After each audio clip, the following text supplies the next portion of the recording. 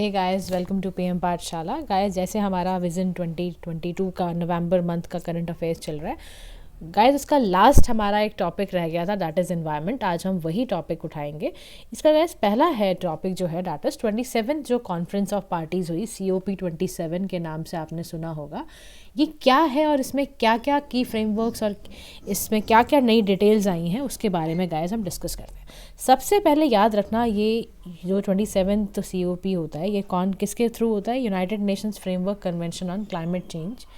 ये UNFCCC ये काम करता है, ठीक है। ये इस बार शर्म एल शेख इजिप्ट के अंदर कंक्लूड किया गया था। UNFCCC के बारे में क्योंकि बहुत बारी ये आता है एनवायरनमेंट सेक्शन में, तो आपको पता होना चाहिए कैसे इमर्ज हुआ था अर्थ समिट से। कब? रियो डी जेनेरियो 1992 में। फॉर्मली 1994 में अडॉप्ट हुआ है, ठीक है। ये फर्स्ट एवर ग्लोबल ट्रीटी है जो एक्सप्लिसिटली एड्रेस करेगी क्लाइमेट चेंज को और कैसे ग्रीन हाउस गैसेस जो भी स्टेबलाइज कैसे करना है एटमॉस्फेयर में, dangerous human interference climate system से कैसे उसको प्रिवेंट करना है, ये सारी बातें। अच्छा, कॉन्फ्रेंस ऑफ द पार्टीज जो नाम होता है वो क्या होता है? तो COP एक तरह का guys supreme decision making body है UNFCCC का, ठीक है। स्टेट पार्टीज़ यहाँ क्या करती हैं? जितनी भी स्टेट पार्टीज़ होती हैं, जितनी भी कंट्रीज़ इसमें इन्वॉल्व होती हैं, वो एनुअली मिलती हैं stakeholders, scientific community, civil society के साथ और वाइड रेंज में सब्जेक्ट मैटर जैसे कि मिटिगेशन कैसे होना है, क्लाइमेट चेंज में जो प्रॉब्लम्स आ रही हैं, क्लाइमेट को फिनेंस कैसे करना है, इंटरनेशनल कार्बन मार्केट्स के सारे इसके काम होते हैं। COP27 में बहुत एक इंपॉर्टेंट सिग्निफिकेंस था because it aims to build on previous success. Even जैसे आपको याद होगा COP26 में ग्लासगो में जो कि हुआ था, क्लाइमेट इम्पैक्ट के बारे में, क्लाइमेट पैक्ट के बारे में बात हुई थी और हायर एम्बिशंस ऑन मिटिगेशन कैसे करना है, अडेप्टेशन, इस पे हमने लॉस एंड डैमेज पे फोकस किया था। तो जो अर्लियर समिट हुई इसमें भाई बहुत इंपॉर्टेंट कंक्लूजन यही था कि भाई adoption of first ever COP decision लिया गया कि हम टारगेट एक्शन जो भी फॉसिल फ्यूल्स को इसमें हम क्या करेंगे, हम phase down of unabated coal and then फिर इसमें phase out of inefficient fossil fuel subsidies. तो ये दोनों वर्ड्स आपको ज़रूर याद रखना है। एक फेज डाउन होता है कि कहाँ पर मैं कम करूँगा और कहाँ पर मैं फॉसिल फ्यूल सब्सिडी जो कि इनएफिशिएंट है उसको फेज आउट कर दूँगा, ठीक है। अच्छा, इसमें टारगेट्स क्या क्या हैं गाइस, तो ध्यान में रखना कुछ चीज़ें जैसे पता होनी चाहिए कि भाई ट्रांसफॉर्मेटिव अडेप्टेशन एजेंडा बनाया गया है, क्लाइमेट फ्लेंस को कैसे, फिनेंस को किस तरह से मोबिलाइज डिलीवर करना है डेवलपिंग कंट्रीज़ में, back sliding on committing pledges, जो प्लेजेस को हम अवॉइड करते थे उस पर काम, ये सारी चीज़ें। अच्छा, 17 सेशन जो COP जो उसमें अगर आपको याद हो, parties of the Kyoto protocol CMP17 and अगर 4 सेशन में अगर हम बात करें तो इसमें भी इम्पॉर्टेंट कई डिसीजंस थे। तो in addition to the holding round tables, तो इजिप्शियन प्रेसिडेंसी ने कुछ स्प्लिट करा कॉन्फ्रेंस को 11 थीमेटिक डेज में, जैसे कि finance, science, youth and future generations, decarbonisation and so on. तो कॉन्फ्रेंस बेसिकली कंक्लूड करके कुछ एक निकल आई है, क्या लेकर आई है? शर्म एल शेख इम्प्लीमेंटेशन प्लान, ठीक है। उसके ना कुछ गाइस आपको 27 के कुछ ना आउटकम्स दिए हुए हैं। आउटकम्स में क्विकली ये आपको सब कुछ पता होना चाहिए गाइस कि जैसे क्लाइमेट टारगेट्स क्या हैं। क्लाइमेट टारगेट्स क्या हैं कि हमें कंट्रीज़ को रिक्वेस्ट कर रहना है कि भाई स्ट्रेंथन करो क्लाइमेट टारगेट्स को और कोशिश करो कि भाई 2030 तक उसको अचीव करो, क्योंकि और अलाइन करो इसको पेरिस एग्रीमेंट के साथ, ठीक है। तो ये उसके बाद मिटिगेशन में क्या कह रहा है? मिटिगेशन का मतलब क्या है कि भाई finalising the details of mitigation work जो आप प्रोग्राम्स के बना रहे हो, उसके जो आपने इम्प्लीमेंटेशन अभी तक करा, अर्जेंटली उसको स्केल अप करो। अडेप्टेशंस क्या क्या रहा वो सब देखो, है ना। डायलॉग जितने भी हुए इसमें, उसका आगे का क्या बैकअप फिनेंस कैसा रहेगा, लॉस एंड डैमेज इसमें बहुत हुआ, न्यू फंडिंग अरेंजमेंट इस्टेब्लिश किए गए थे टू असिस्ट करने के लिए डेवलपिंग कंट्रीज़ को जो बहुत ही वल्नरेबल एडवर्स इम्पैक्ट्स को झेल रही हैं क्लाइमेट चेंज के। तो in responding to loss and damage, transitional committee recommend की गई है ताकि वो न्यू फंडिंग अरेंजमेंट करे और COP28 में निकाल कर लेकर आए। तो ये की आउटकम्स आपको ध्यान में रखने हैं, स्पेशली जो ये लॉस एंड डैमेज वाला है, this is the something which you need to write, ठीक है। एनर्जी है, फाइनेंशियल सिस्टम, एग्रीकल्चर पे क्या क्या आया, ये सब एक बारी रीड कर लेना।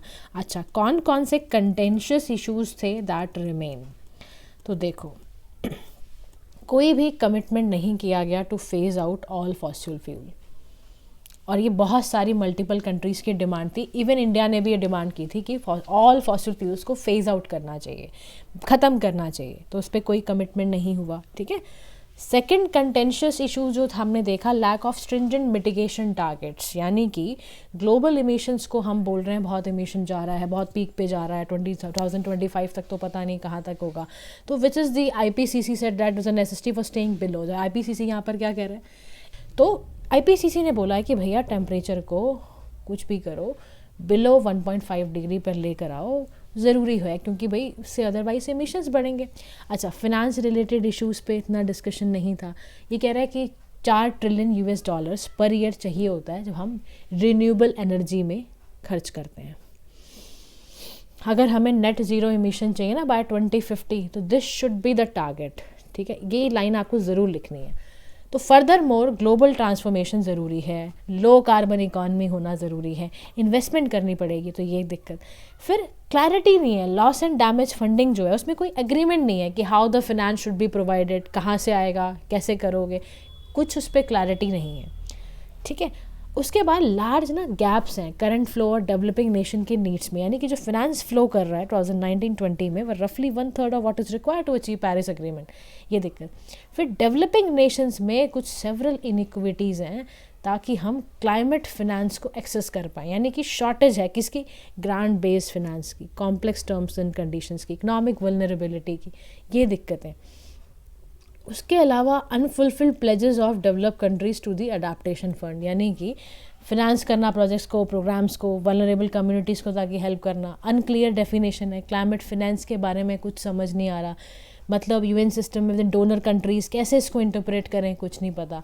फुल जो रूल्स प्रोसीजर में आर्टिकल 6.2 में वो अनरिजॉल्व रहे हैं अभी तक। तो सेवरल कंटेंशियस इशू जो कि डेफर्ड किए गए हैं, मतलब पोस्टपोन किए गए, डेफर्ड मीन्स पोस्टपोन करना आगे के लिए। तो including how to treat emissions removals, कैसे उसका रिमूव करेंगे, कैसे क्रेडिट आएंगे, कैसे कार्बन क्रेडिट्स को रिवोक करना है, ये सारी चीज़ों का कुछ पता नहीं है। तो आपको जनरली भी आना चाहिए कंटेंशियस इशूज़ के बारे में कि भाई क्या क्या दिक्कतें हैं। अच्छा, इसके रिलेटेड ना एक छोटा सा न्यूज़ और था जिसको हम JETP कहते हैं, Indonesia just energy transition partnership है। ये ना साइडलाइंस में था G20 की समिट में। क्लाइमेट फिनेंस एग्रीमेंट है जिसमें डोनर कंट्री एक साथ मिलकर एक्सेलरेट करती है early retirement of high emission infrastructure in partner country के साथ साथ, और किस पे काम करती है, किस पे सपोर्ट देती है, रिन्यूएबल एनर्जी के इन्वेस्टमेंट में और रिलेटेड इंफ्रास्ट्रक्चर में। पहला ये कब हुआ, 2021 में साउथ अफ्रीका और इंटरनेशनल पार्टनर ग्रुप्स से, ये फ्रांस, UK और ये सब का यहाँ पर होता है। ठीक है, एक समस्या मैंने तुम्हें और बताई थी, what is green washing. Green washing का कंटेंशियस इश्यूज़ क्या होता है, देखो ऐसी टेंडेंसी जिसमें firms and governments to mark all kind of activity जो कि आपको एमिशन रिडक्शन में काम आए, अवॉइडेंस ऑफ एमिशन में काम आए, और मिसलीडिंग करना इन्फॉर्मेशन को अबाउट देयर प्रोडक्ट्स और प्रोसेसेस, या अनवेरीफाइएबल क्लेम्स करना, यानी कि ग्रीन वॉशिंग के चक्कर में एक फॉल्स पिक्चर अपनी बताना। यानी कि आपने ना कुछ किया नहीं है क्लाइमेट के लिए अच्छा, बट आप अपने आप को प्रेजेंट ऐसा कर रहे हो कि भाई आपने बहुत अच्छा क्लाइमेट के लिए किया है, यानी कि हाथी के दांत दिखाने के कुछ और, खाने के कुछ और। तो green washing is just like that. तो ग्रीन वॉशिंग में you are trying to give a false picture of the progresses, और उसकी वजह से आपको क्या कर रहे हो, thereby pushing the world towards disaster, while at the same time rewarding entities for irresponsible behavior. तो this is about the green wash. Next is fossil fuel lobbying, यानी कि एक रिपोर्ट आई थी NGO corporate accountability, corporate Europe, इन सब की। उसमें बताया भाई ग्लोबल जो विटनेस रिलीज़ करा गया समिट में कि 636 फॉसिल फ्यूल लॉबिस्टर्स हैं रजिस्टर्ड करा, इंक्रीज़ कितना होगा COP26 के अंदर, समथिंग लाइक दैट। अच्छा, अब ये तो प्रॉब्लम एरियाज़ हैं, क्या किया जाए।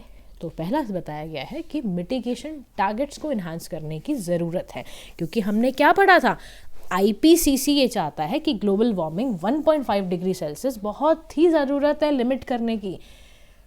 तो हमें बोला जा रहा है कि आप ग्रीन हाउस गैस एमिशंस को भी 43% बाय 2030 उसको क्या कर दो, रिड्यूस कर दो, यानी कि ग्रेजुअल। आपको ये नहीं कह रहा कि आप एकदम इमिडिएटली एक्शन लो, आप फॉसिल फ्यूल्स को बिल्कुल आउट कर दो, ग्रेजुअल फेज आउट करो फॉसिल फ्यूल्स को, और क्या करो, अचीव करो 1.5 डिग्री सेल्सियस का टारगेट। दूसरी चीज़ ये कर सकते हो, स्केलिंग क्लाइमेट फिनेंस, यानी कि कुछ प्रोएक्टिव इन्वॉल्वमेंट करो प्राइवेट सेक्टर्स की as well as multilateral financial institutions की।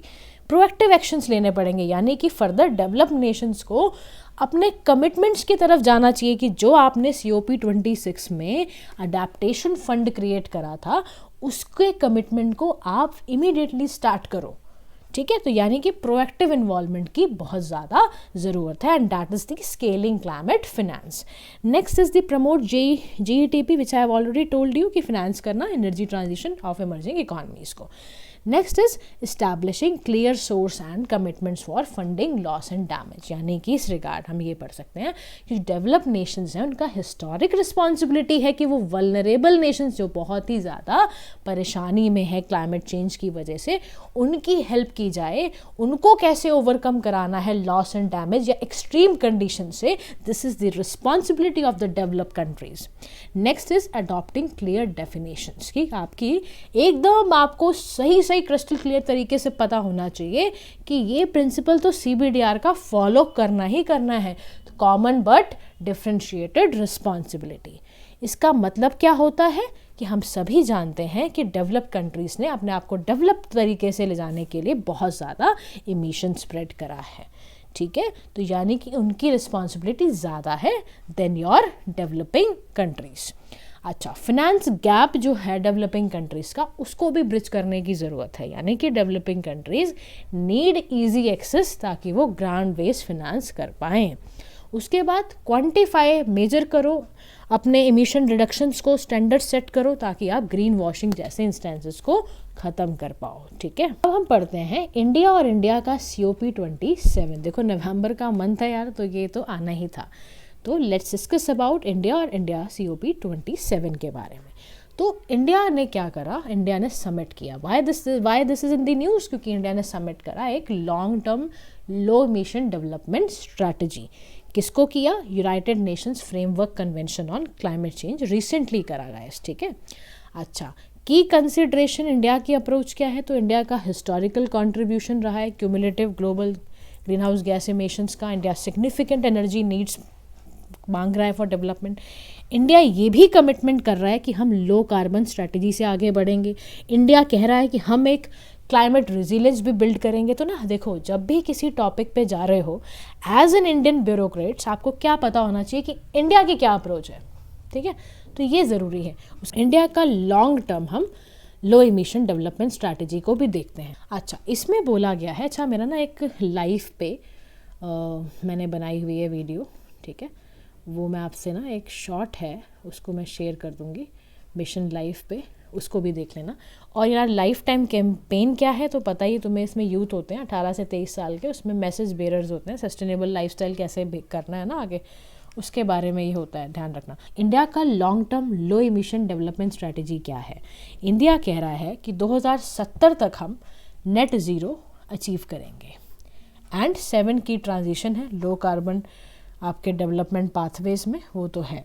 उसके बाद जो पार्टीज़ हैं UNFCCC की अग्रीड टू फॉर्मुलेट और वो कम्युनिकेट भी करने को तैयार है long term low greenhouse gas emission development strategies पर, ठीक है। अच्छा, LTLEDs जो है वो formulate mindful of article 2 taking into account common but differentiated responsibility. LTLEDs क्या है? Long term low greenhouse gas emission development strategies, जिसमें आपको कहा दिया हुआ है आर्टिकल 2 में, और इसमें बोला गया है common but differentiated responsibility and respective capabilities in the light of different national circumstances. तो ड्यूरिंग COP26 ग्लासगो में जो पार्टीज थी that have not yet done so have been asked to communicate their LTLED by COP27। जिन parties ने, जिन countries ने यानी कि COP26 में ये नहीं कम्युनिकेट करा था कि how they are going to planning for the long term low greenhouse gas emission development strategy, तो उनको बोला भी बताओ आप। तो इंडिया ने क्या बोला?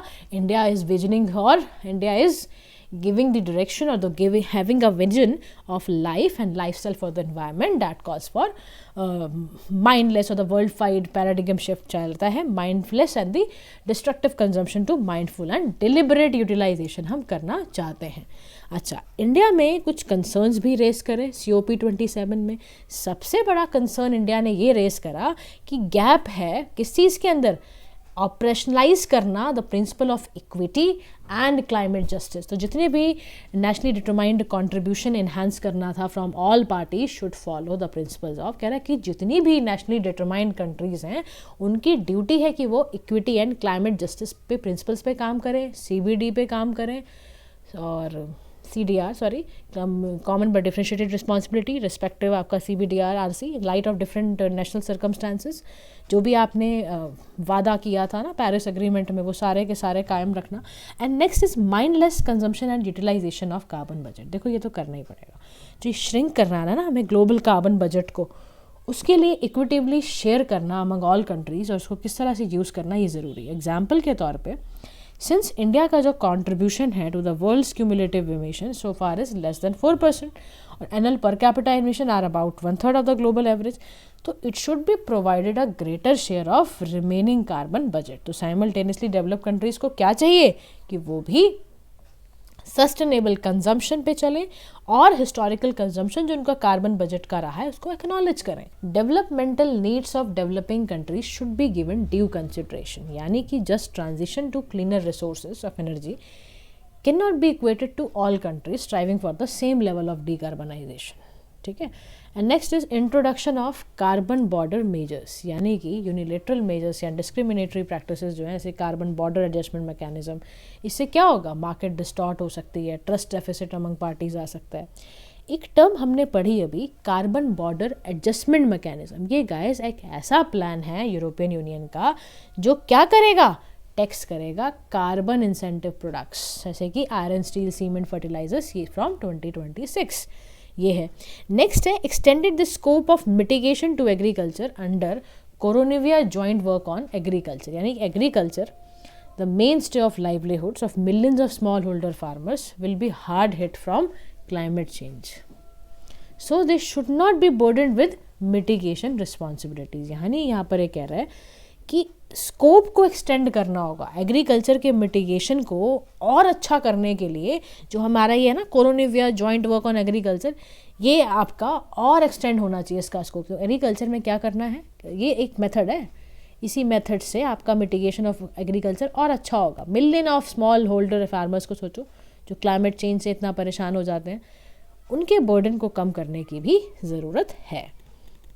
तो याद रखना कोरोनिविया जॉइंट वर्क ऑन एग्रीकल्चर आए तो याद रखना it is under the mitigation of agriculture. ठीक है।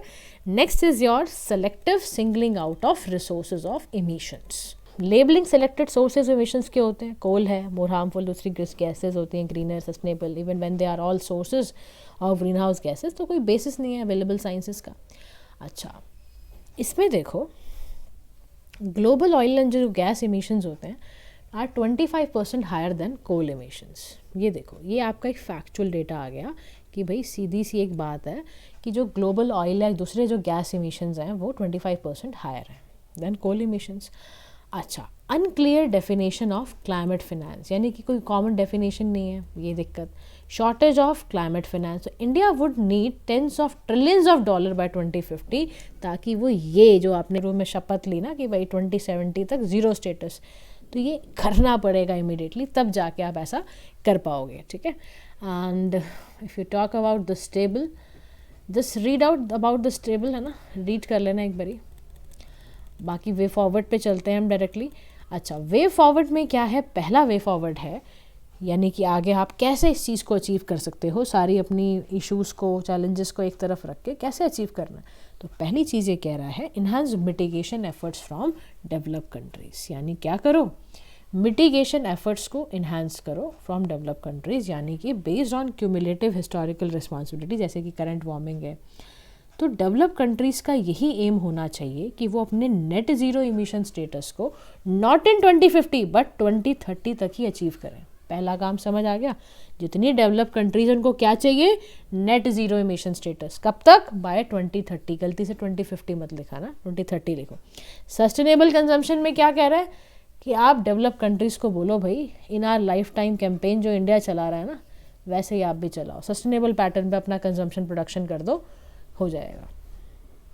Then just transition for developing countries, low carbon development जिसके लिए रिक्वायर्ड हो वो चीज़ें यूज़ करें। जैसे इंडिया कह रहा है कि जस्ट ट्रांजिशन का मतलब ये है कि आप लो carbon development strategy time scale पे लगाओ, जैसे फूड एंड एनर्जी सिक्योरिटी को इंश्योर करो, एम्प्लॉयमेंट ग्रोथ, है ना, ताकि कोई भी इस प्रोसेस में पीछे ना रह जाए। और एक यूनाइटेड सॉलिडारिटी रिस्पांस की बहुत ज़रूरत है, ताकि आप किसी के साथ अनफेयर रिस्पॉन्सिबिलिटी होकर काम ना करो। लॉन्ग टर्म गोल करो, phasing down of all fossil fuels, not just coal बल्कि सारे फॉसिल फ्यूल्स। और डिफाइन करो, इम्प्लीमेंट करो आर्टिकल 2.1 का C part for developing countries, ताकि वो एक्यूरेटली असेस कर पाएँ, एक्सटेंड कर पाएँ, फाइनेंस फ्लो उनका क्या रहेगा क्लाइमेट एक्शन को लेके, ये सारी चीज़ें। तो 2.1 का सी था, Paris agreement calls for making finance flows consistently पैसा जाए, ताकि वो क्या कर पाएँ developing countries, green house gas emissions को रोक पाएँ और क्लाइमेट रेजिलिएंट डेवलपमेंट कर पाएँ। स्केलिंग ऑफ क्लाइमेट फाइनेंस बहुत ज़रूरी है। $100 बिलियन की डिलीवरी का प्रॉमिस था अंडर ग्रीन क्लाइमेट फंड, तो उसको, और सेटिंग ऑफ टारगेट और डॉलर कम से कम 1 ट्रिलियन तो जाए ना कम से कम क्लाइमेट फाइनेंस पर ईयर। तो ये चीज़ों की बहुत ज़रूरत है। इसके अलावा गाइस टर्म्स दी हुई हैं ग्रीन वॉशिंग का, जैसे मैंने आपको बताया ना, कॉइन बाय इन्वायरमेंटलिस्ट, ये याद रखना, जे वेस्टरवेल्ड 1986। तो इन टर्म्स को ना एक बार रिवाइज कर लिया करो, सो दैट आपने जो पहले पढ़ा है ना पूरा एक बारी, तो ये बहुत अच्छा विजन ने बना रखा है कि ये कम से कम टर्म्स आपको ना भूले ना। Revise all the terms. जैसे सेंटिक्यू नेटवर्क है ना, तो COP19 में यूज़ हुआ था 2013 में as a part of Warsaw international mechanism, loss and damage को ही कैटलाइज करने, टेक्निकल असिस्टेंस देना, एड्रेसिंग लॉस डैमेज जो भी हुआ है, एडवर्स इफेक्ट्स जो क्लाइमेट चेंज के पड़े, तो वही सेंटिक्यू नेटवर्क है। आर्टिकल 6.2 रिवाइज कर लेना पेरिस क्लाइमेट एग्रीमेंट का। तो ये चीज़ें ऐसे हैं, ठीक है। नेक्स्ट आपकी न्यूज़ है क्लाइमेट फिनेंस से रिलेटेड। अब देखो, जो भी डिस्कशन चले शेख में इजिप्ट के अंदर COP27 के रिलेटेड, उसमें ना कुछ क्लाइमेट फिनेंस फॉर्म हुआ, इम्पॉर्टेंट पार्ट भी बना वो। अब ये क्लाइमेट फिनेंस है क्या, किन के लिए है, क्या करेगा ये, इसके बारे में आज हम बात करने जा रहे हैं। देखो, क्लाइमेट फिनेंस क्या होता है। United Nations framework convention climate change यानी कि UNFCCC ने बताया कि क्लाइमेट फिनेंस जो है ना, एक आपका लोकल, ठीक है, नेशनल और ट्रांसनेशनल फंडिंग है from public, private and alternative sources, जिसका ये काम रहेगा कि वो क्लाइमेट चेंज मिटिगेशन और अडेप्टेशन को काम कर पाए, अडेप्टेशन एक्शंस ले पाए। स्केल ऑफ फिनेंस क्या नीडेड है, तो एज पर शर्म शेख इम्प्लीमेंटेशन प्लान जो 2027 में रिलीज़ हुआ, तो ये कह रहा है कि $4 ट्रिलियन पर ईयर चाहिए हमें, इन्वेस्टमेंट चाहिए रिन्यूएबल एनर्जी के लिए up until 2030 to be able to reach net zero by 2050। Global transformation चाहिए to a low carbon economy, ताकि वो जो इन्वेस्टमेंट जितनी ज़रूरत है ना $4-6 ट्रिलियन पर ईयर की, वो हो पाए। अच्छा, अब ना इसकी रिक्वायरमेंट क्यों है, देखो ये समझने की ज़रूरत है। तो ज़रूरत इसलिए है, पहली ज़रूरत समझो करंट सिनेरियो में, why it is so significant. तो जस्ट यानी कि ट्रांसफॉर्मेशन अगर हमें करना ना, लो कार्बन एनर्जी सिस्टम में जाना है, इतना बड़ा ट्रांसफॉर्मेशन करना है, उसके लिए यू नीड क्लाइमेट फिनेंस, पहली चीज़ तो ये। अच्छा, लॉस एंड डैमेज को एड्रेस करने के लिए भी यू नीड क्लाइमेट फाइनेंस, यानी कि जो इतनी वल्नरेबिलिटी, यानी कि बहुत सारी ऐसी कंट्री हैं जो क्लाइमेट चेंज की वजह से बहुत परेशान हो रही हैं, ऐसी कंट्रीज़ के लिए लॉस एंड डैमेज को एड्रेस करने के लिए you need climate finance. And the next is restoring the damage to national capital and biodiversity, इसके लिए चाहिए। तो अगर आपसे क्वेश्चन पूछे what are the significance of climate finance, तो इन बातों पे आपको बात करनी है जो मैंने अभी आपसे डिस्कस करी। के अलावा फाइनेंशियल कुछ मैकेनिज्म दिए हुए हैं। अडेप्टेशन फंड क्या होता है, क्लाइमेट फंड COP16 2010 में, और डेवलप कंट्रीज़ ने प्लेज लिया था 2020 तक वो पर ईयर मोबिलाइज करेंगे $100 billion per year developing countries के लिए, ताकि उनका लो इमिशन क्लाइमेट रेजिलिएंट पाथवेज बन पाए। पर देख लो कुछ हुआ है नहीं। अच्छा, अब कुछ प्रॉब्लम्स हैं जो क्लाइमेट फिनेंस के सराउंडिंग चल रही है ना। प्रॉब्लम पहली ये है, अमाउंट ही इतना सफिशेंट है ही नहीं। IPCC ने बोला, यानी कि inter governmental panel on climate change, ये कहता है, उसने एस्टिमेट करा जो ग्लोबल मिटिगेशन इन्वेस्टमेंट है उसको इंक्रीज़ करने की ज़रूरत है। कैसे? By the factor of 3 to 6। पहली चीज़ तो ये। उसके बाद ट्रस्ट इश्यूज़ हैं, जो यानी कि जो डेवलप्ड नेशंस है ना, वो डिलीवर नहीं कर पाए अभी तक। तुमने देखा ही ना, अभी हमने पढ़ा $100 बिलियन का वादा था 2020 तक, वो कर नहीं पाए। तो ट्रस्ट इशू नहीं आएगा। तो फिर यहाँ पे जब उन्होंने एक ट्रस्ट तोड़ा तो फिर वापस कहाँ से आएगा ट्रस्ट? एक बार होता है यार, ट्रस्ट नहीं हुआ तो फिर आप जानते ही हो क्या होता है।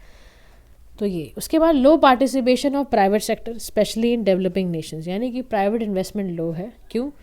क्योंकि कोई फैक्टर्स हैं, हाई रिस्क है इन्वेस्टिंग की करने की, investment ready, low carbon, climate resilient project, green washing की वजह से ये सब होगा। तो कहाँ आपका प्राइवेट सेक्टर पार्टिसिपेशन करेगा? एक तो ये समस्या।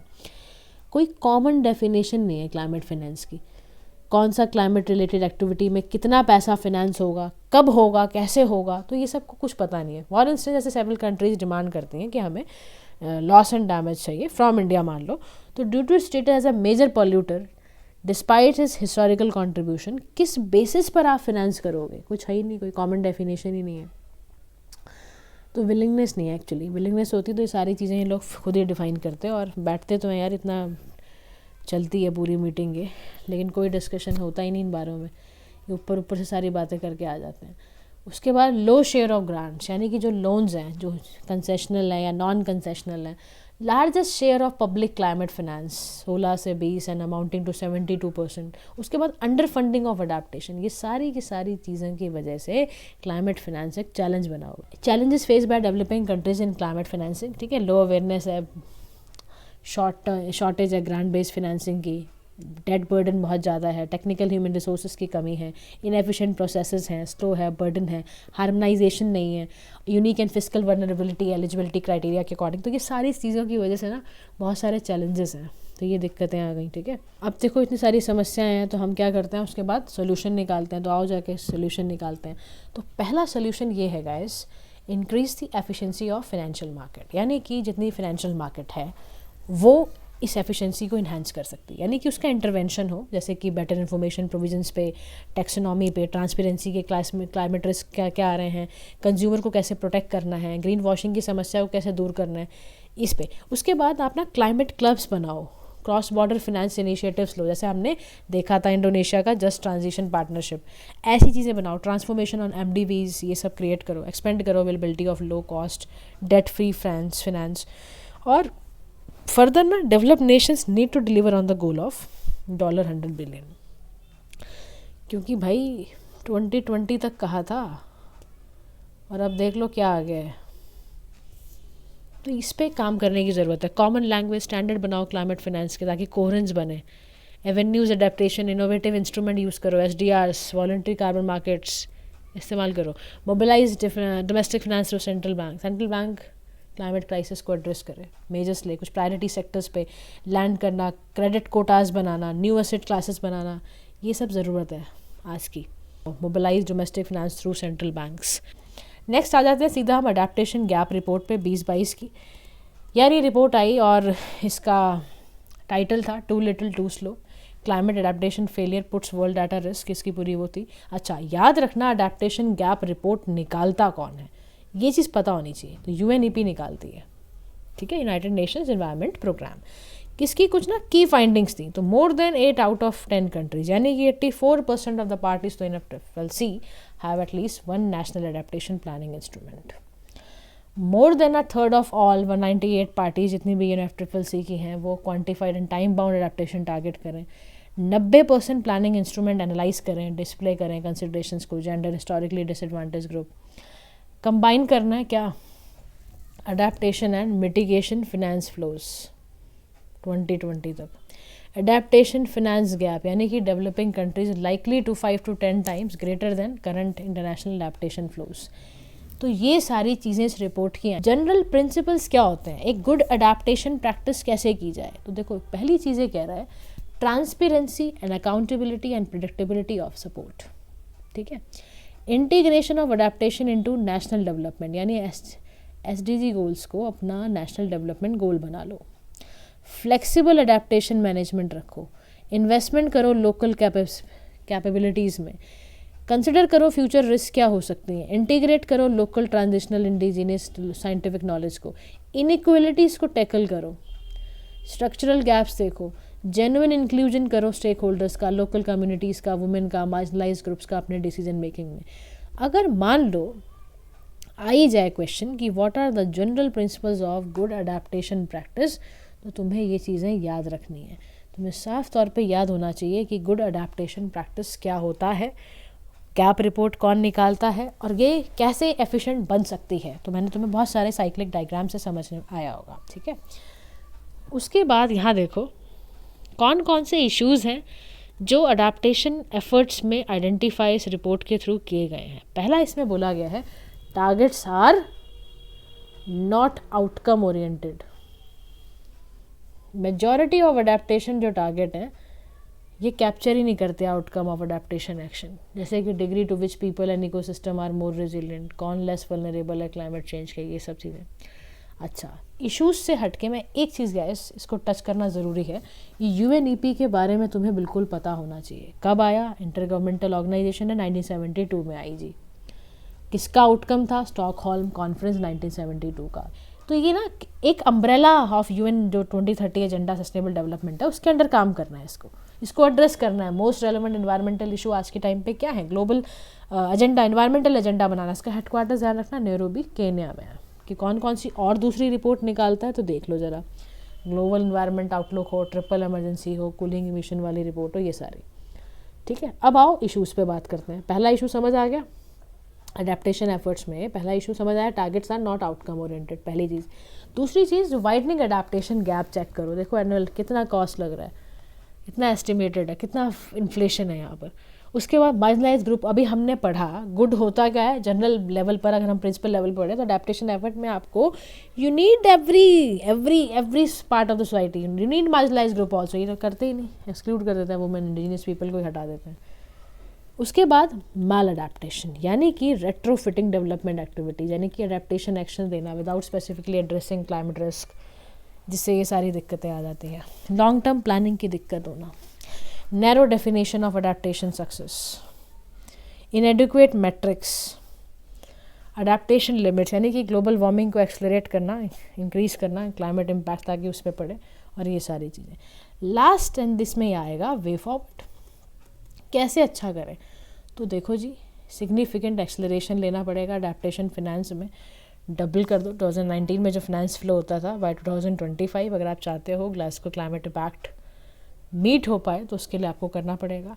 फिनेंशियल सपोर्ट की बेटर लेबलिंग कर दो, उससे अच्छा होगा। डेटा को क्वांटिफाई करो अडेप्टेशन एफिशिएंसी एंड एडिक्वेसी को बढ़ाने के लिए। लॉन्ग टर्म वाइबिलिटी पे फोकस करो ताकि रूट जो कॉजेज़ हैं वल्नरेबिलिटी के वो ठीक हो। अडेप्टेशन पे ध्यान देना, मिटिगेशन पर ध्यान देना, ये सारी चीज़ें। अर्जेंट स्केलिंग करो mitigation and adaptation beyond incremental changes के लिए। आगे चलते हैं, हम मिथेन इमिशन पे बात करेंगे। देखो मिथेन इमिशन क्या है, ग्लोबल मिथेन असेसमेंट हुआ 2030 बेसलाइन रिपोर्ट, और इसको रिलीज़ कौन करता है guys? Climate and Clean Air Coalition and United Nations Environment Programme, ठीक है। आप समझ लो क्विकली, CCAC है क्या? Climate and Clean Air Coalition एक वॉलंटरी पार्टनरशिप है गवर्नमेंट्स की, सिविल सोसाइटी की, प्राइवेट सेक्टर्स की। किस लिए है? क्लाइमेट को प्रोटेक्ट करने के लिए और एयर क्वालिटी को इम्प्रूव करने के लिए, ठीक है। इनिशियल फोकस इसका मिथेन, ब्लैक कार्बन, हाइड्रोफ्लोरोकार्बन होता था, और इंडिया ने CCAC को क्या ज्वाइन कर रखा है? बिल्कुल ज्वाइन किया है, 2019 में इसको इंडिया ने ज्वाइन किया था। अच्छा, ये न्यूज़ में क्यों आया? ये न्यूज़ में इसलिए आया कि जब हमारी रिपोर्ट लॉन्च हुई, climate and clean energy ministerial meeting जो COP27 में हुआ था, तो इस रिपोर्ट को ना इसने एग्जामिन किया, बेसलाइन प्रोजेक्शन मिथेन इमिशन और द कमिंग डिकेड्स कैसे रहे और उसके implications global methane pledge targets के क्या रहे, इन सब पे बात इसने एनालिसिस किया। Question is what is methane? CH4 जानते ही हो, प्राइमरी कंपोनेंट क्या होता है? नेचुरल गैस होती है, और ये 25% से ज़्यादा आपके वार्म करता है टेम्परेचर को, क्लाइमेट को, सॉरी। अच्छा, पावरफुल ग्रीन हाउस गैस है, 20 साल का लाइफ स्पैन है, ग्लोबल वार्मिंग पोटेंशियल है इसमें 80 times greater then carbon dioxide, आपका ये कमाल करता है, और it is responsible for around half the growth in tropospheric जो आपका ओजोन फॉर्मेशन है उसमें ये करता है काम। कलरलेस है, ओडोरलेस गैस है, अबिडेंटली है नेचर में, ठीक है। और इंडिया ऐसी 5वीं top 5 methane emitters in the world में आती है, ठीक है। अब देखो, ये तुम्हें ज़रूर पता होना चाहिए। What is this? This is where you are getting the methane coming from, मतलब कहाँ से मिथेन आती है। देखो most of the increase in emission जो होता है seems to be biological in origin, है ना, rather than having release from below earth surface, है ना। वेटलैंड से आता है, फॉसिल फ्यूल का जब एक्सट्रैक्शन करते हो ना वहाँ से आता है मिथेन, लाइफ स्टॉक से आता है, राइस कल्टीवेशन से आता है, बर्निंग करते हो ना प्लांट मैटर की वहाँ से आता है, टर्माइट्स वाइल्ड एनिमल से आता है, लैंडफिल एग्रीकल्चरल वेस्ट से आता है, नेचुरल जियोलॉजिकल सीड से आता है।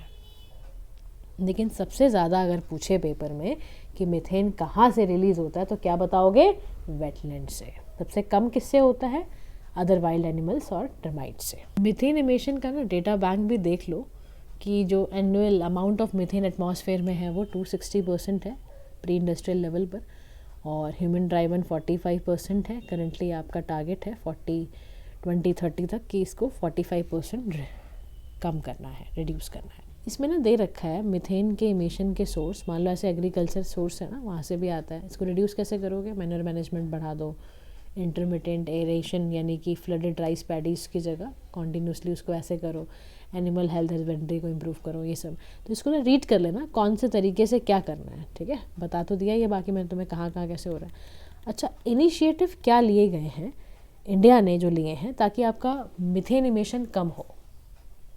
हमने बोला राइस से होता है, राइस क्रॉपिंग करने से, तो उसके लिए हमने कहा डायरेक्ट सीडेड राइस हमने शुरू करें, यानी कि हमने मिथेन इमिशन को रिड्यूस करने के लिए, as it does not involve raising nurseries, puddling and transplanting, तो unlike transplanting paddy cultivation, standing water is not maintained in this system, ठीक है। इसमें हम क्या कर रहे हैं, मिथेन इमिशन को बढ़ाने के लिए हमने पटलिंग ट्रांसप्लांटिंग कर रहे हैं। ट्रांसप्लांटेड जो पैसे जैसे पहले करते थे उसको हम थोड़ा सा उस हिसाब से नहीं कर रहे हैं, डायरेक्ट सीडेड राइसेस को डाल रहे हैं और मेंटेन कर रहे हैं।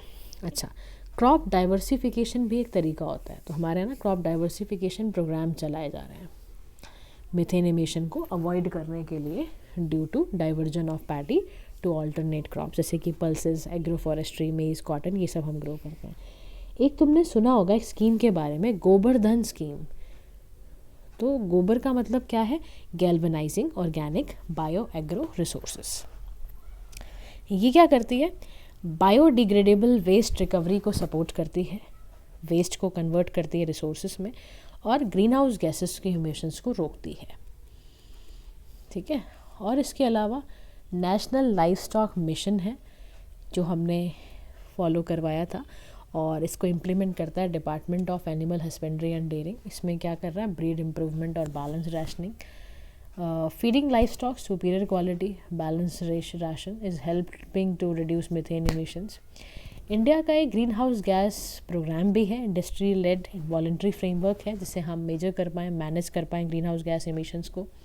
कॉम्प्रिहेंसिव गैस ये मैनेजमेंट और मेजरमेंट करने की स्ट्रैटेजी है।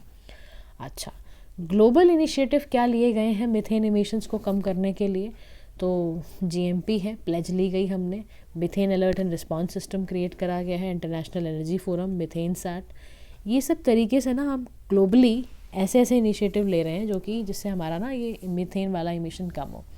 तो याद रखना, इंडिया के प्रोग्राम्स भी और ग्लोबली जो चल रहे हैं वो भी ध्यान में रखने हैं। क्या किया जाए जिससे कि मिथेन इमिशन कम हो, तो पहली चीज़ करनी क्या है, पॉलिसीज़ को इम्प्लीमेंट करना है, यानी कि world must implement methane reduction policies covering all 3 main जो भी एंथ्रोपोजेनिक सेक्टर्स हैं। इमीडिएटली वो वर्स्ट ऑफ ना कर दें क्लाइमेट चेंज को, तो ऐसी पॉलिसीज़ लाओ जिससे मिथेन क्या हो जाए, रिड्यूस हो जाए। फिर नेक्स्ट काम होता है टेक्नोलॉजी पे। मिथेन इमिशन क्या करेगा, आपके पूरी entire oil and gas supply chain को, लीकिंग इक्विपमेंट, वेंटिंग, ये सब क्रिएट करेगा ना प्रॉब्लम। तो क्या कह रहा है कि आप ना गैस मैपिंग लिडार यानी कि लाइट डिटेक्शन एंड रेंजिंग क्या यूज़ कर सकते हो, ताकि आप मिथेन को डिटेक्ट कर पाओ और उसका इमिशन रोक पाओ। उसके बाद हॉटस्पॉट की मैपिंग करना, यानी कि ग्लोबल मिथेन इमिटर्स जो होते हैं मॉनिटरिंग करना, टूल्स का, सैटेलाइट्स का, एरियल सर्विस के थ्रू, ड्रोन्स के इस्तेमाल के थ्रू, ताकि आपका हॉटस्पॉट जो इमिट हो रहा है वो मैप हो पाए। कोलैबोरेशन भी बहुत ज़रूरी है, ग्रेटर एक्शन लेना है, एंगेजमेंट बढ़ाओ आप पॉलिसी मेकर्स, इंडस्ट्रीज़ की, एनजीओज़ की, ताकि कॉमन विजन के साथ वो लोग काम करें और इमिशन को कम करें। मिथेन को एज अ फ्यूल भी इस्तेमाल किया जाता है, यानी कि मिथेन का जो लाइफ स्पैन है ना एटमॉस्फेयर में, ये शॉर्ट होता है compare to other greenhouse gases, और it is more efficient at trapping heat and those of other gases. And इसके लिए आप, इसलिए देखो मैंने क्या कहा है ना कि कभी कभी हमें ना प्रॉब्लम से भी सोल्यूशन ढूंढने होते हैं। वैसे मीथेन में हम कह रहे हैं भाई ये तो इमिट कर रही है, तो सोचो इसका लाइफ स्पैन अगर शॉर्ट है और ये दूसरी ग्रीन हाउस गैसेस से अच्छे से ज़्यादा हीट ट्रैप कर पाती है, तो हमें कुछ ऐसा करना होगा, ऐसा प्रोसेस डेवलप करें ताकि हम मीथेन को कैप्चर कर पाएँ that would be otherwise be release to the atmosphere and use it as a fuel. ठीक है, for example methane from waste water treatment plant जो होता है ना, या डेयरी से निकलता है, उसको कैप्चर करा जाता है और बाद में उसको फ्यूल की तरह इस्तेमाल कर रहे हैं। तो इन्वायरमेंट भी बचाया, मीथेन भी बचाया, और आगे आप फॉसिल फ्यूल पे भी डिपेंडेंट नहीं हो। तो ऐसी, यानी कि आपको क्या करना है, आपको ना विन विन सिचुएशन क्रिएट करनी है। नेक्स्ट टॉपिक है carbon capture utilisation and storage. Recently guys NITI Aayog ने एक रिपोर्ट रिलीज़ करी जिसका नाम था CCUS, यानी कि carbon capture utilisation and storage. ठीक है, और ये पॉलिसी फ्रेमवर्क है, डिप्लॉयमेंट मैकेनिज्म इन इंडिया।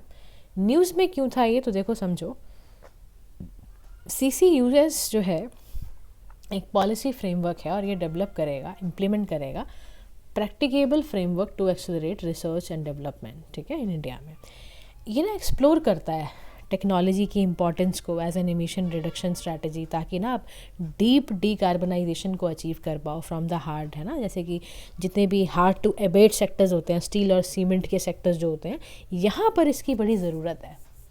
तो क्या करेगा ये, टेक्नोलॉजी की इम्पोर्टेंस को एक्सप्लोर करेगा ताकि क्या हो, आप एमिशन रिडक्शन स्ट्रैटेजीज बना पाओ, क्योंकि हमें तो अब अचीव करना है डीप डीकार्बनाइजेशन, स्पेशली इन दो सेक्टर जो बहुत हार्ड हैं, स्टील एंड सीमेंट सेक्टर्स। अब देखो, समझने की बात यह है कि CCUS यानी कि carbon capture utilisation and storage जो है वो होता क्या है। तो CCUS जो है, ये इसमें टेक्नोलॉजीज़ हैं जिसका काम क्या है, CO2 रिमूव करना, है ना, from flue gas and atmosphere. You know flue gas को ना गैस हम एग्जॉस्ट गैस और स्टेक गैस भी कहते हैं।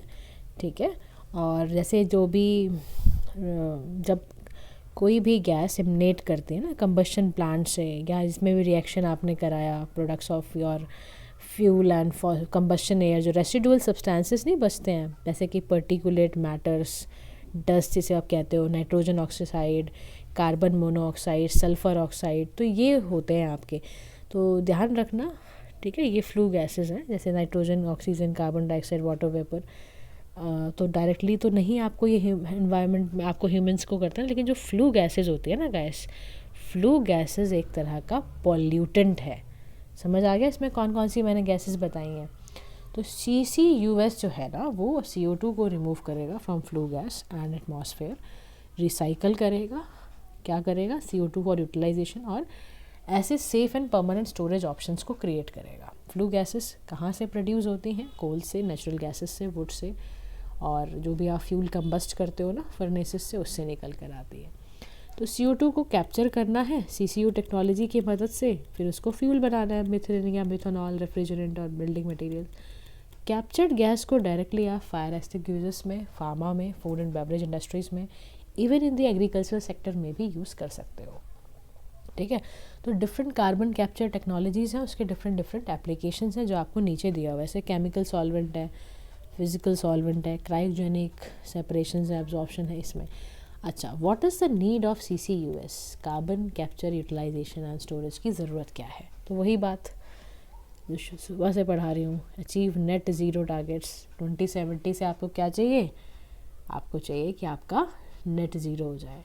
India is the third largest emitter of CO2 in world after home, China and US। तो इसलिए हमें क्या चाहिए, हमारे लिए एक एसेंशियल इम्पेरेटिव है कि हम अपने गोल पे पहुँचे, और गोल क्या है, डीकार्बनाइजेशन, सस्टेनेबल डेवलपमेंट, यानी कि CCUS is key to ensure sustainable development and growth, particularly किनके लिए, क्लीन प्रोडक्ट्स एंड एनर्जी को प्रोड्यूस करने के लिए, ताकि आत्मनिर्भर इंडियन इकॉनमी लीड कर पाए, इकोनॉमिक वैल्यू CO2 की ऐड हो पाए, कन्वर्ट कर पाए हम यूज़फुल केमिकल्स को। ये सारे एम्प्लॉयमेंट जनरेशन में बहुत यूज़ है इसका, कि कह रहे हैं कि 750 MTPA of carbon capture by 2050 करना है, ताकि हम एम्प्लॉयमेंट अपॉर्चुनिटीज़ को क्रिएट कर पाएँ सर्कुलर इकॉनमी को चलाने के लिए। यानी कि आप सोचो, CCUS जो है आपको अपॉर्चुनिटी दे रहा है कि आप ना CO2 को कैप्चर करके वैल्यू एडेड प्रोडक्ट्स बना सकते हो, यूरिया, पॉलीमर्स वगैरह, रेडीमेड मार्केट में जाएगा और वो अल्टीमेटली सर्कुलर इकॉनमी को कंट्रीब्यूट करेगा।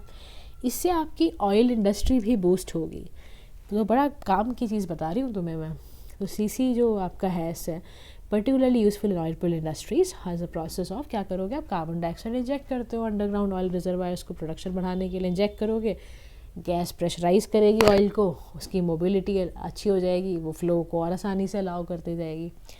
ठीक है, कंसर्न्स क्या है CCUS को लेके, तो आपको याद रखना है इसका पहला जो कंसर्न है इसे associated, that is high cost.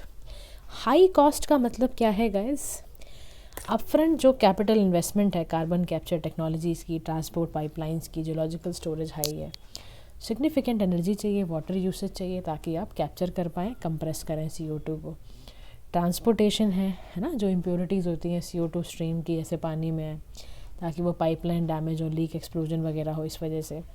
Uncertain storage capacity यानी कि लैक ऑफ CO2 ट्रांसपोर्ट, ये सारे के सारे पब्लिक सपोर्ट के लिए है ना, not in my back yard, people जो रिजेक्ट करते हैं last project like CCS being built near them because of the perceived risk to health, ये सब चीज़ों के लिए। लैक ऑफ रेगुलेशंस भी एक प्रॉब्लम है। CCUS प्रोजेक्ट की जो कंस्ट्रक्शन है ना, उसके मल्टीपल कंपोनेंट है, साइट की लोकेशन कहाँ होगी, जियोलॉजिकल असेसमेंट कैसे करोगे, तो however these components are not currently regulated by a uniform standard, this is the issue.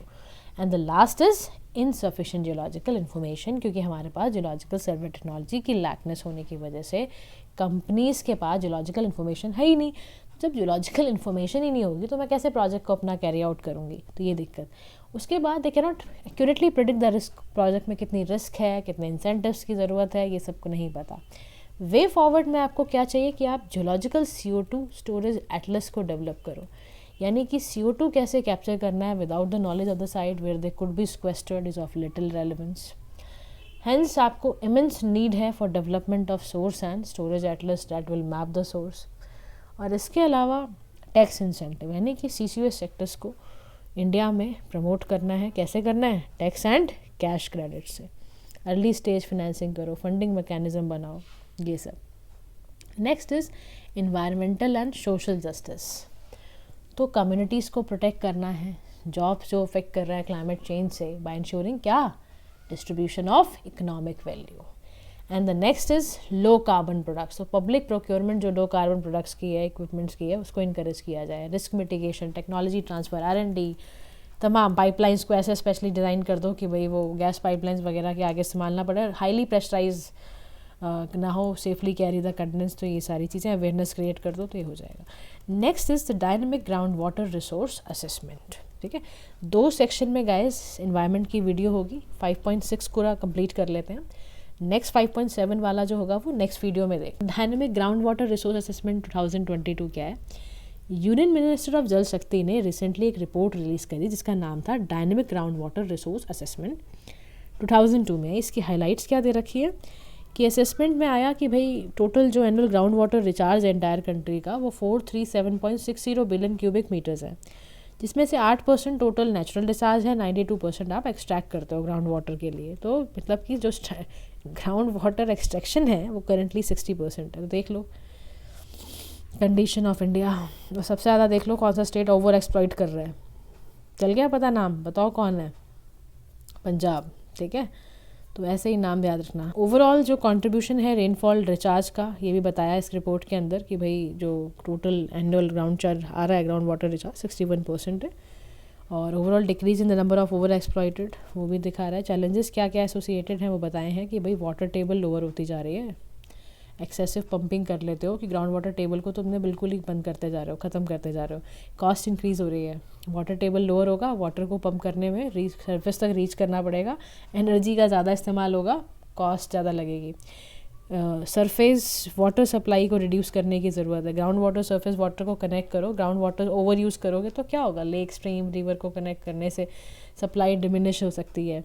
Land सब्सिजन बहुत ज़्यादा आ सकता है, अगर आप सोचो ना, loss of support below ground and it is the cause of human activities mainly from ground water का ज़्यादा इस्तेमाल कर रहे हो, सॉइल कोलैप्स हो सकती है, कॉम्पैक्ट ड्रॉप्स आ सकते हैं, वाटर क्वालिटी के concerns, excessive pumping can cause what, salt water to move upward resulting in salt water contamination of the water supply. This is the issue. Now whenever we are discussing the issues, that becomes our solutions. क्या करना है, उनमें से कौन सी चीज़ें dos और don'ts में लाओ और हो जाता है आंसर. यहाँ रीजंस बताए मैं, ओवर एक्सट्रैक्शन क्यों करते हैं हम. तो ग्राउंड वाटर एक कॉमन पूल है रिसोर्सेज का. ग्रीन रिवोल्यूशन में तो बहुत ही हमने एक्सेसिव इरीगेशन के फॉर्म में यूज़ किया था. पुअर नॉलेज होना इस वजह से. वे अहेड में या वे फॉरवर्ड में बताना कि ना वाटर बैलेंस स्टडीज़ के according holistic water resources management intervention की ज़रूरत है, ताकि ये प्रॉपर अंडरस्टैंडिंग आपको बन जाए कि जो भी इंट्रैक्शन हो रहा है different components of hydrological cycle का, वो इंट्रैक्शन समझने की ज़रूरत है. हाइड्रोलॉजिकल साइकिल में क्या क्या आता है, रेनफॉल है, सरफेस वाटर है, सॉइल मॉइस्चर है, ये सारी चीज़ें हैं. एक्विफर स्ट्रीम इंटरेक्शंस की स्टडी ज़रूरत है. ठीक है, गवर्नमेंट के इनिशिएटिव्स प्लीज़ पढ़ लेना. सेंट्रल ग्राउंड वाटर बोर्ड कौन है, अटल भूजल योजना क्या थी, ठीक है, MG NREGA, central ground water authority, प्रधानमंत्री कृषि सिंचाई योजना, जल शक्ति अभियान 2019 में जो लॉन्च हुआ था, है ना, वाटर स्ट्रेस डिस्ट्रिक्ट के अंदर कैसे वाटर अवेलेबल कराना है, that is that. Ground water modelling with predictive system, ये कह रहा है जो ग्राउंड वाटर मॉडलिंग है ना, वो आप उसको एक ऐसा फ्यूचर अवेलेबिलिटी कैसा आइडिया रख के ग्राउंड वाटर रिसोर्सेज का कैसे क्लाइमेट चेंज एक्सट्रैक्शन पैटर्न होंगे. वो एग्रीकल्चर सेक्टर का मैनेजमेंट होना चाहिए, यानी कि वाटर एफिशिएंट इरिगेशन सिस्टम और ऐसे ड्रिप स्प्रिंकलर्स अवॉइडिंग, ये सब वेस्ट वाटर को कैसे इरिगेशन में यूज़ करना है, ये सब मैनेजमेंट के साथ असेस करो, इवेलुएट करो, है ना, कुछ ऐसी स्टडीज़ करो. सरफेस वाटर बॉडी मैनेजमेंट को चेक करते हुए सस्टेनेबली वो डेवलप कराओ. तो ये सारी चीज़ें गाइस अगर हम करते हैं तो हम काफ़ी हद तक बच जाएंगे. तो आप फिर नेक्स्ट वीडियो में मिलते हैं guys. Keep following our channel. Thank you guys.